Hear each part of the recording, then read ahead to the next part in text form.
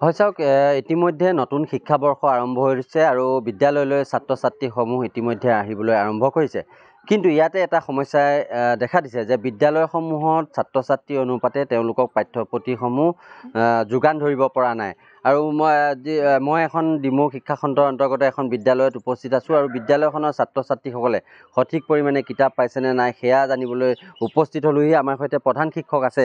মই আপোনাৰ পৰা জানিব বিচাৰিম, যিহেতু নতুন শিক্ষাবৰ্ষ আৰম্ভ হৈছে, বিদ্যালয়লৈ ছাত্ৰ ছাত্ৰীসমূহ আহিছে, পাঠদান আৰম্ভ হৈছে, ছাত্ৰ ছাত্ৰীসকলে যি পৰ্যাপ্ত কিতাপ পাব লাগে সেইবোৰ পাইছেনে নাই? ইতিমধ্যে আমাৰ দ্বিতীয় শ্ৰেণীৰ কিতাপ পোৱা নাই।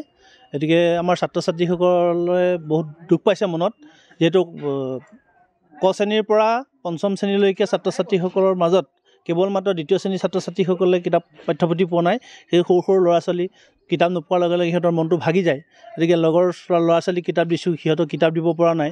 গতিকে আমি ভাবিছোঁ সোনকালে চৰকাৰে কিতাপৰ ব্যৱস্থাটো কৰিলে আমি ভাল পাম। আৰু যিহেতু আমাৰ চৰকাৰী শিক্ষাখণ্ডৰ ইতিমধ্যেই এটা বেয়া পৰিৱেশৰ কথাটো বিভিন্ন মহলত আলোচনা হৈ আছে। এতিয়া আমি প্ৰত্যেকে আহ্বান জনাইছোঁ যে চৰকাৰী শিক্ষা ব্যৱস্থাটো ভাল হ'বলৈ হ'লে সঠিক সময়ত আমি কিতাপ পত্ৰ পাব লাগিব, সঠিক সময়ত মূল্যায়ন বহি পাবলৈ সঠিক সময়ত পৰীক্ষা পাতিব লাগিব, বিভিন্ন কথাখিনি আমি চালি জাৰি চাব লাগিব।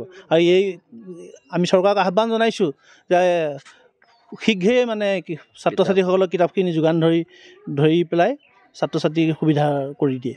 হয়, আচলতে চাওক, নতুন শ্ৰেণীলৈ যেতিয়া এজন ছাত্ৰ আহে তেওঁৰ কি কিতাপসমূহৰ প্ৰতি যি দেশ থাকে, তেওঁৰ ধাউতিটো আহে। যেতিয়া বিদ্যালয়লৈ আহি সেই নতুনকৈ কিতাপকেইখন নাপায়, নিশ্চিত ল'ৰাটোৰ মনত এটা দুখ প্ৰকাশ হয়। এতিয়া এটা কথা জানিব বিচাৰিছোঁ যে আপোনাৰ বিদ্যালয়খনতে পোৱা নাই নে ডিমৌৰ বিভিন্ন অঞ্চলৰ কিতাপ? ডিমৌ অঞ্চলৰ নহয়, মই শিৱসাগৰ মহকুমা সন্মিলনীৰ সাধাৰণ সম্পাদক। গতিকে মই জনামতে শিৱসাগৰ মহকুমাতেই পোৱা নাই।